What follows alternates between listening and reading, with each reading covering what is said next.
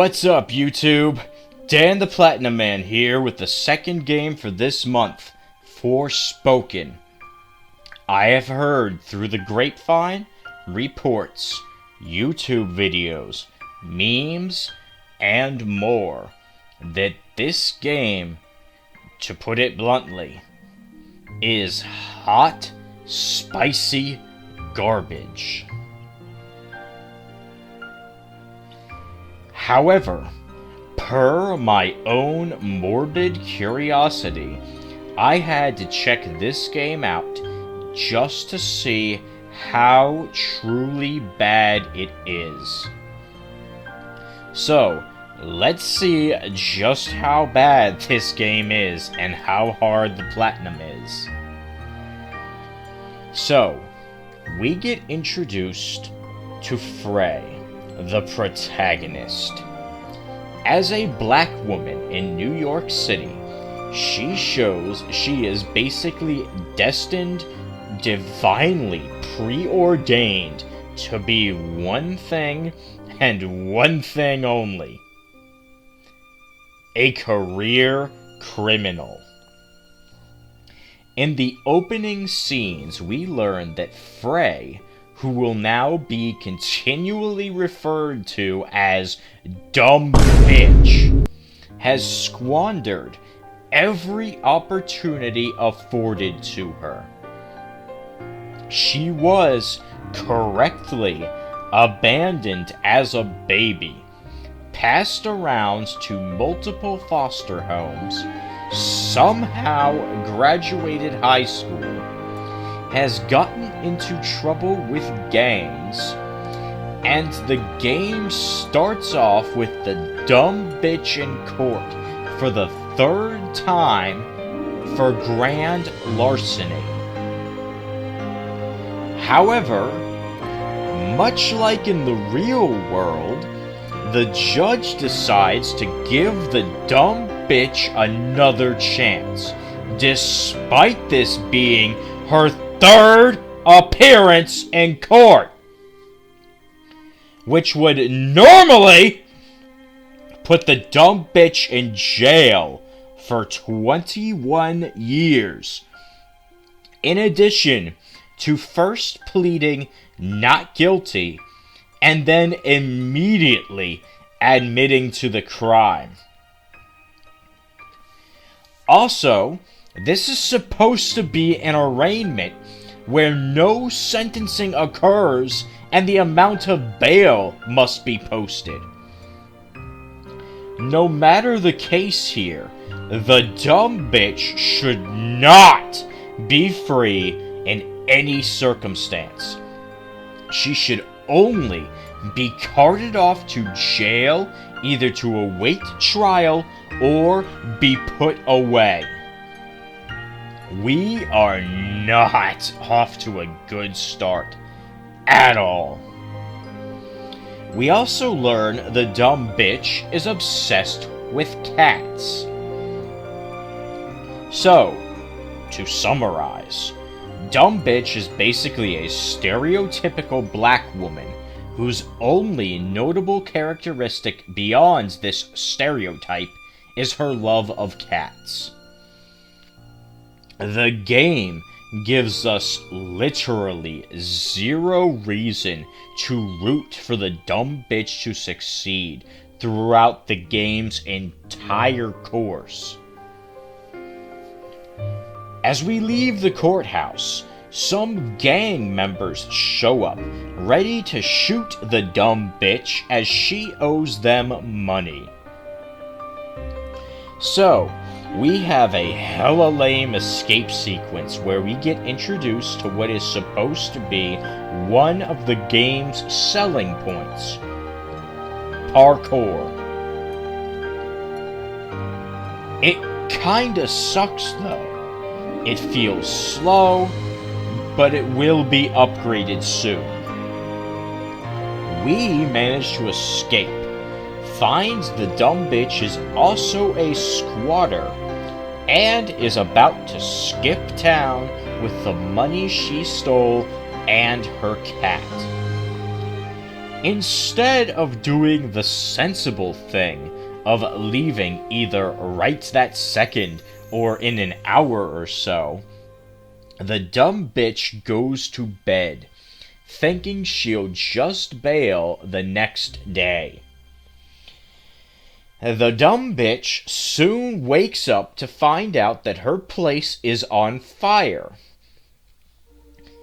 Instead of grabbing the bag full of cash right next to her, the dumb bitch insists on looking for the cat first.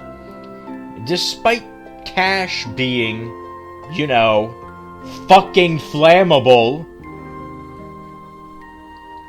So, we find the cat, see the money go up in flames, and have to bail. The dumb bitch manages to somehow give the judge her cat before going off to brood? Really not sure what the fuck the dumb bitch was gonna do. So, because the game isn't already contrived enough, the dumb bitch literally stumbles upon an ancient artifact in an abandoned house that bonds itself to her. And the dumb bitch promptly gets sucked into a magical portal to another world. The super fancy armlet is also sentient, and is just about the only good character in this game. As we stumble around a fantastical ruined castle, a beast attempts to defend itself against the dumb bitch who is clearly in the wrong. Then we get the reveal, the most memed thing about this game. The reveal that the dumb bitch now has powers thanks to the bracelet she picked up, who she promptly names Cuff.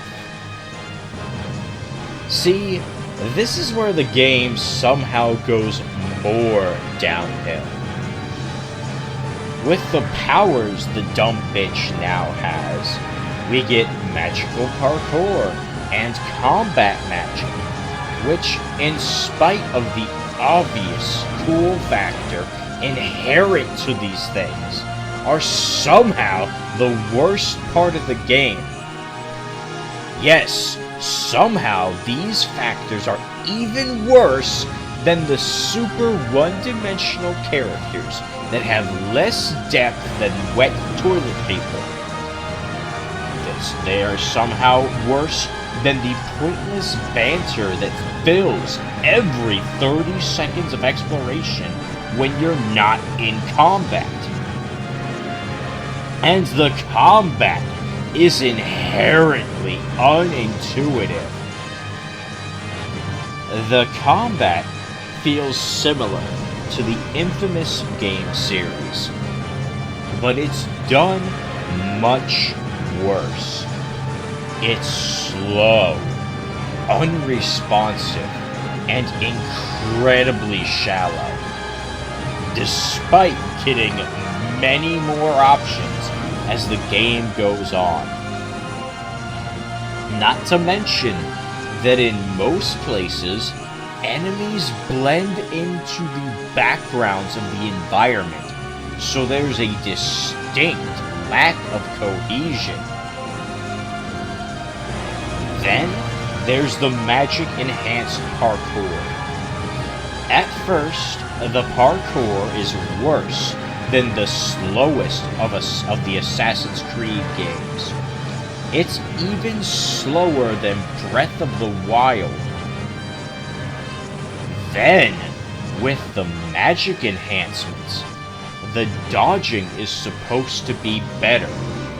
You can, quote-unquote, climb sheer rock cliffs, and some more abilities will be gotten later.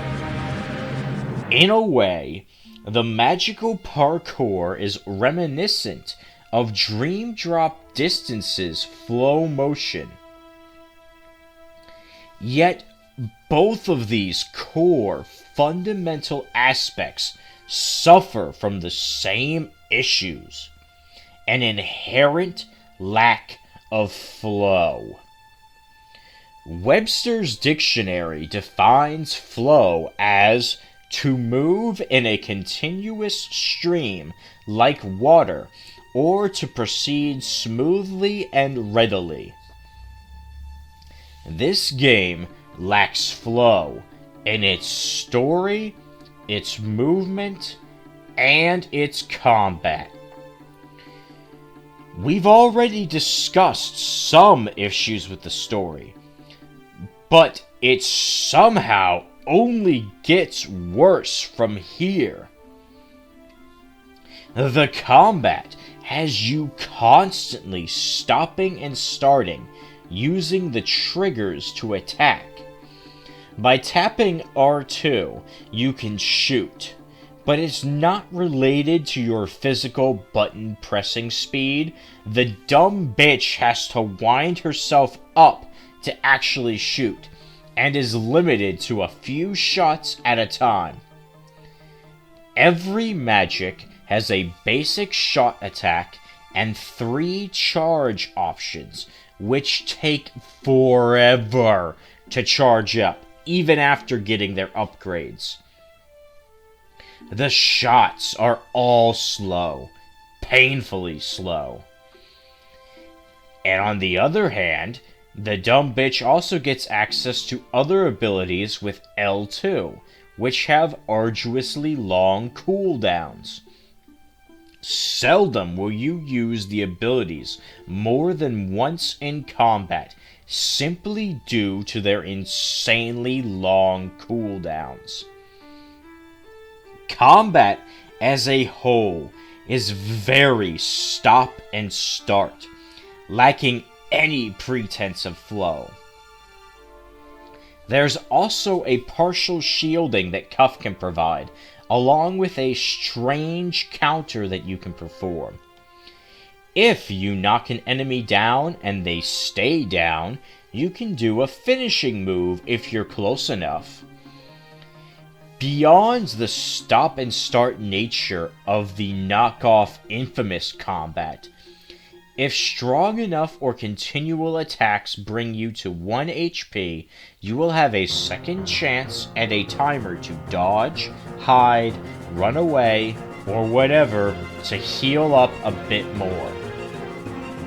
There's also a super move that can be performed once charged properly by holding both triggers, which takes forever to activate, has very crappy range no matter which one you use, and I used it dozens of times by accident due to input delay when trying to charge shots or use support abilities.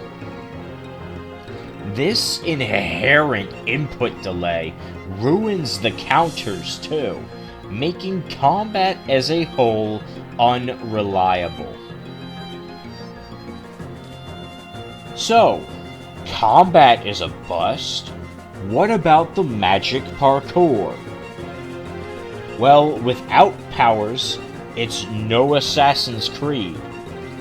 Nor is it infamous with its sticky climbing, and it definitely isn't Insomniac's Spider-Man or Sonic Frontiers, even with the powers. You start off with a basic run where you can move in greater strides around the world, along with a basic leap that will let you jump higher over objects and even climb up walls. The problem comes with what the game allows you to climb. There's no established rule for climbing when running into objects. Sometimes you can climb a wall or certain textured object just fine without issues. Other times, the same type of wall in the same area you're in will act like it's slicker than a slick cucumber. I'm not exactly the, I don't know, slick cucumber everyone thinks I am. As you can see in the footage here, same area, same type of cliffs, but wildly different climbing results. At least Breath of the Wild had the courtesy to make virtually everything climbable. As you progress, you can get extra mobility options in a way more pitiable and context-sensitive hookshot knockoff, a super pitiful glide, the ability to mix in jumps, burst to never run out of stamina while running, a high jump knockoff of Rivali's Gale, and an amazing motion ability that only works on water, making it worse than situational and beyond useless. But every ability has some sort of delay, so there's no fluidity to stringing them together. The dumb bitch will periodically stop climbing. The glide sucks so much stamina and makes you move so slowly there's basically zero utility. The hookshot only has a range of a few meters, making it worse than literally every Zelda hookshot. And also has the most retarded aiming I have seen in a video game. The burst timing is strangely inconsistent, meaning it's actually faster to do the magic cartwheels. And the best ability? The thing that lets you glide on water? I fucking wish it became the default movement ability, because it's so much faster and fluid, but it only fucking works on water! And of the 5 regions, only 2 have any water in them, making it feel like a complete waste of an ability. Not to fucking mention that if you're just going through the story, you get this ability right after it would have any actual use. The only other time it's useful is in an optional post-game area for the Platinum. The high jump, the poor man's version of Rivali's Gale, is so slow too. Pretty much all of the movement abilities have a delay to them, meaning with the exception of those tied to the running, there is a huge delay in the movements. Use the hookshot, and there's a 3-second delay before the glide deploys. Stopped gliding and need to lock on with the hookshot? Sorry, you gotta wait at least 2.5 seconds before you can even aim it. The high jump and glide kill all forward momentum, and the air dash you can do is so pitiful it's not even considered. Imagine if in the Insomniac Spider-Man games, there were some buildings that couldn't be climbed, with no indication that they're any different than any other building. Imagine if in Breath of the Wild, the glider used triple the stamina. Imagine if in Assassin's Creed, the free running was neutered. Oh wait, that's just playing as Yasuke the Thug in Assassin's Creed Shadows. And the map is nonsensical as well, with several areas not connecting properly. Arbitrary limits placed on what areas are out of bounds. These problems are on full display in this pitiful game, and the story is somehow even worse. As we escape the castle, we get hounded by a creepy dragon. We learn about the maelstrom of condensed magical malice, inappropriately called the Break, that has made 90% of the land uninhabitable.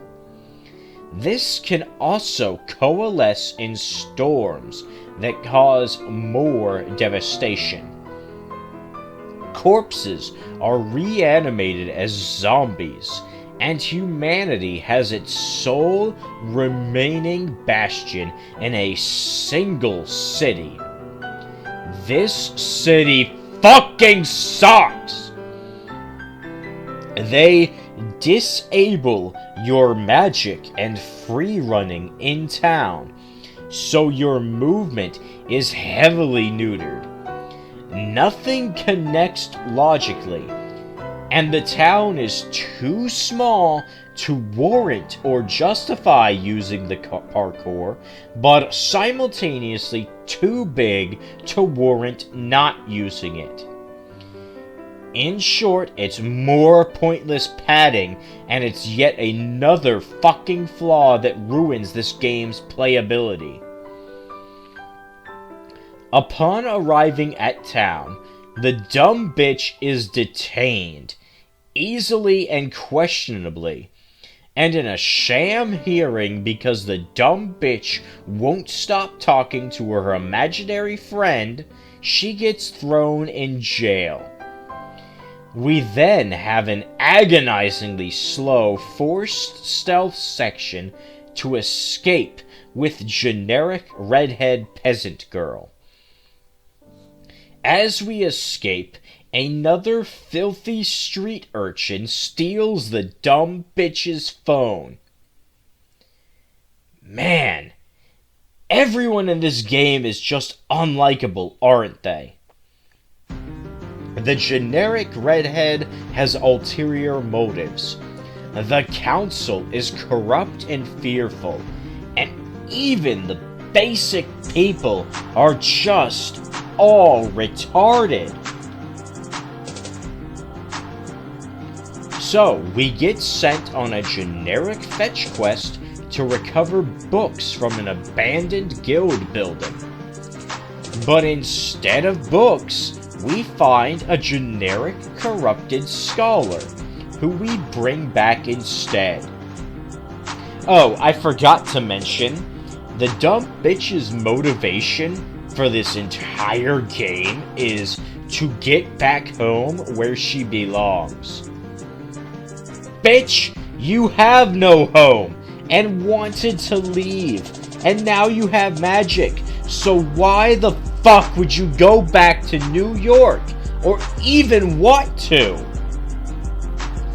This whole game feels like a bad AI adaptation of some generic young adult fantasy novel, where the book was never any good to begin with. We return the raving madman to the town, where the council just continues to fuck up more. We then get invaded by a new bitch called a Tanta. The Tantas are a group of 4 bitches who all have immense magical powers and seem to be the source of the corruption from the Break. This Tanta uses dark angel-like minions and fire. Apparently, the dumb bitch trespassed while recovering the dotard, and now insane bitch number 1 decided to take out her frustrations on the town, murdering several inhabitants, but the only one our bitch cares about is the street urchin.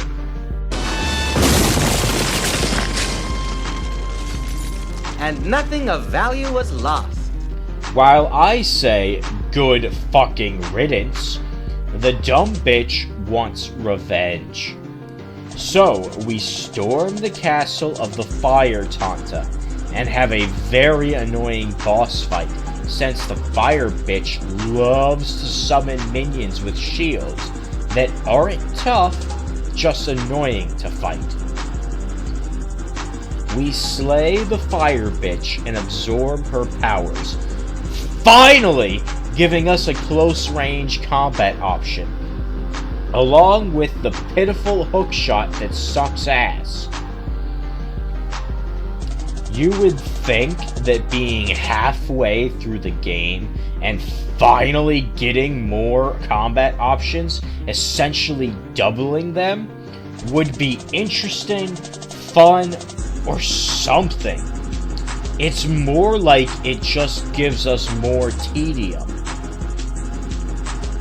So, we continue, heading back to town, where a break storm ravages the lower peasant quarter. More people die, but no one that we know, so who gives a fuck? And nothing of value was lost.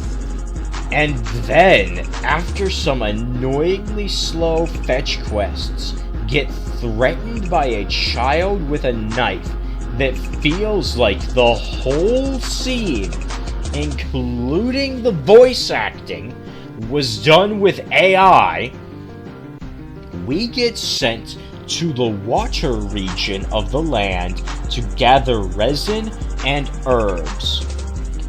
Whilst we're there, the water Tanta bitch grabs us and puts us on trial, which predictably ends in a boss fight.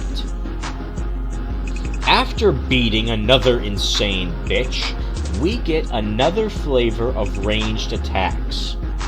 We're now about 75% through the game now. The dotard passes away when we get back, and the dumb bitch is now pissed because once again her exit plan has been fucked.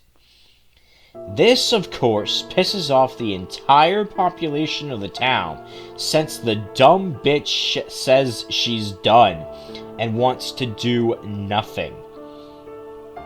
It's also been revealed that the dumb bitch is apparently the daughter of one of the Tantas.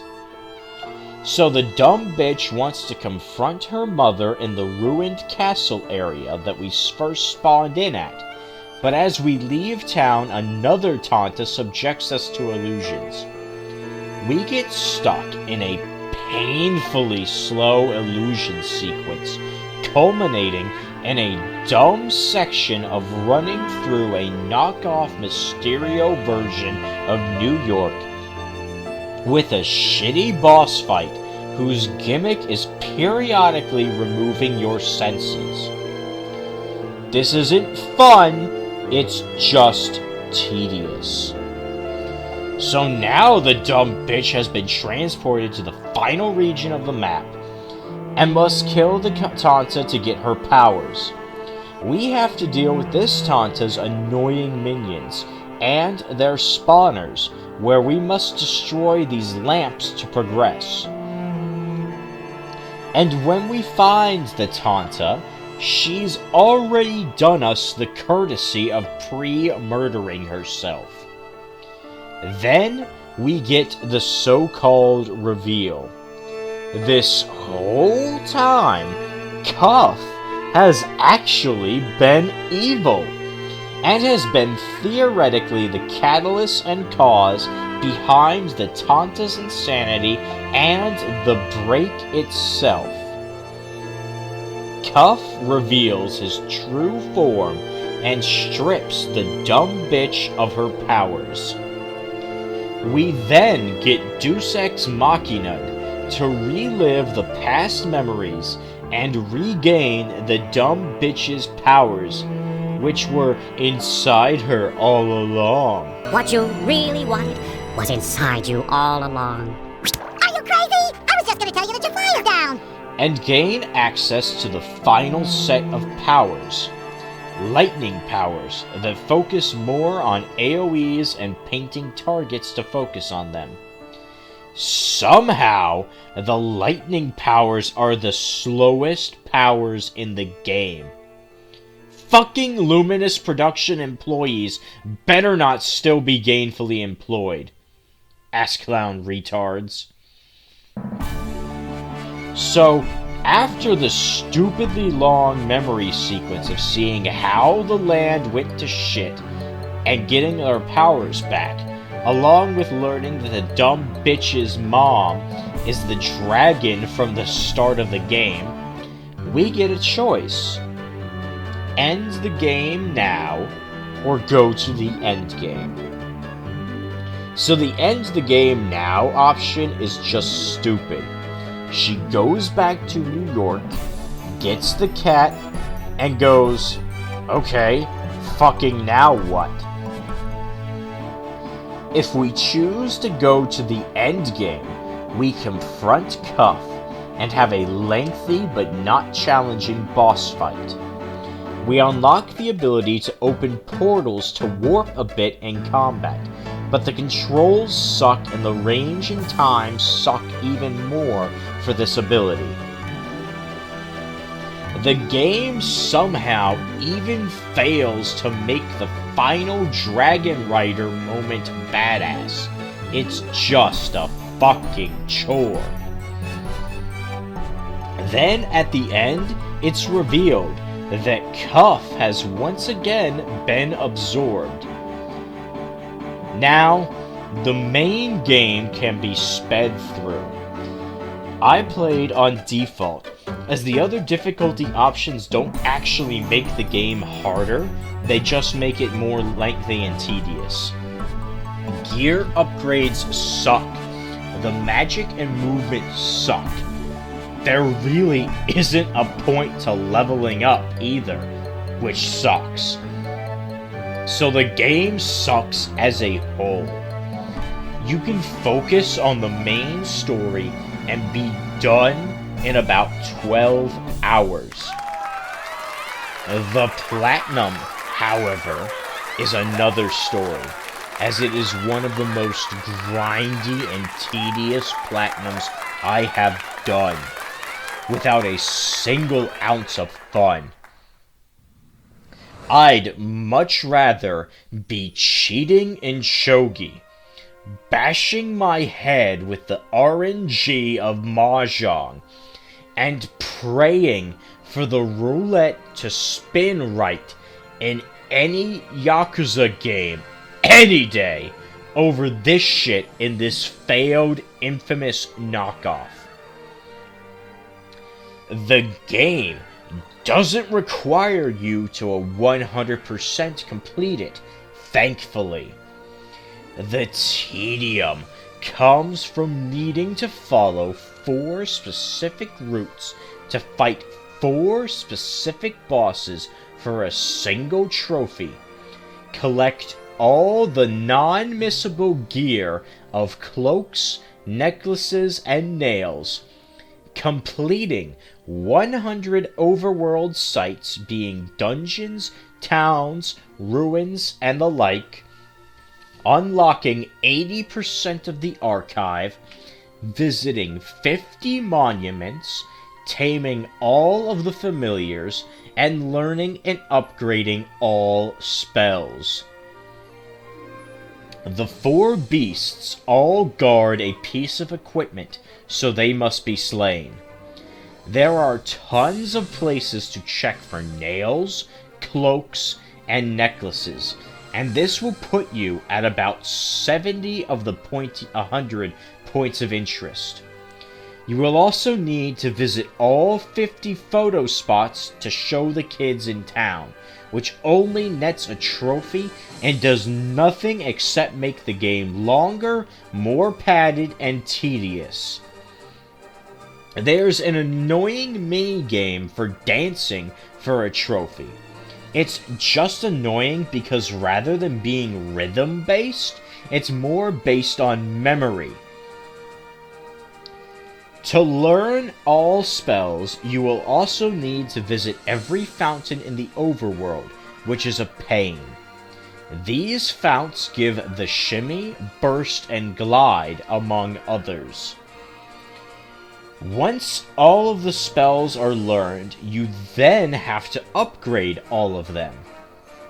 In order to upgrade a spell, each one has a mission to use them in a certain way. Some must knock down enemies. Some have to attack downed enemies, which is the most annoying. Some have to inflict a certain amount of damage. Some have to defeat the final enemy in combat, which is the second most annoying. You get the picture. The issue with this is that you can only ever accept 3 of these missions at a time, and can only accept or start these missions at bookshelves rather than simply through the pause menu. Whoever designed this and whoever approved this, there's a special place in hell reserved for you. This makes an already tedious process even more tedious.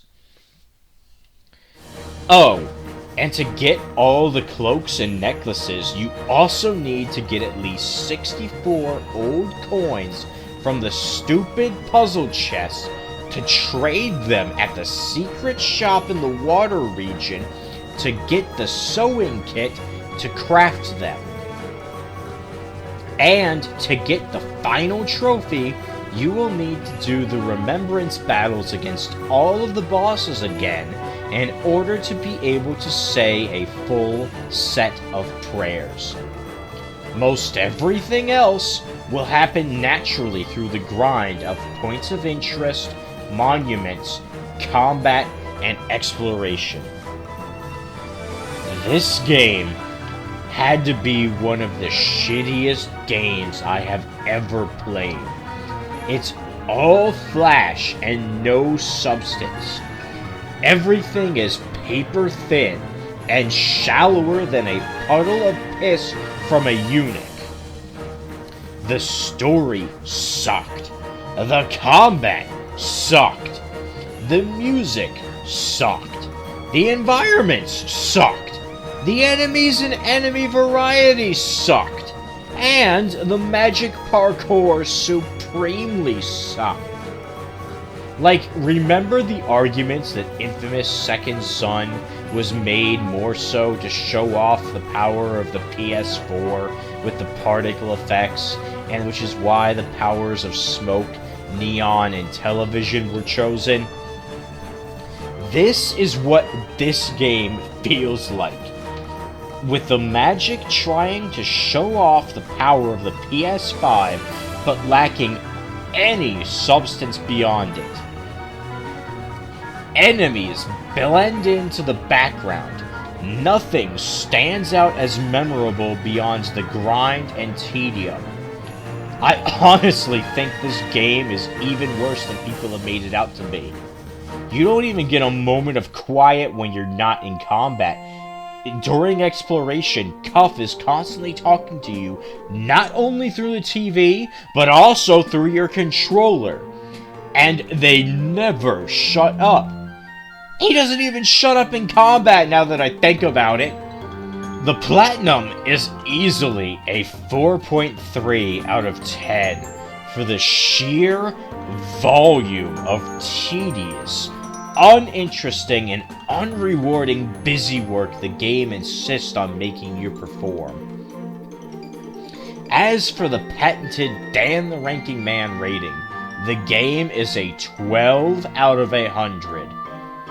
The 12 points are from the decent graphics and fun ideas, as everything else is terrible, forgettable, and boring. Considering this is also the team behind the awful Final Fantasy 15.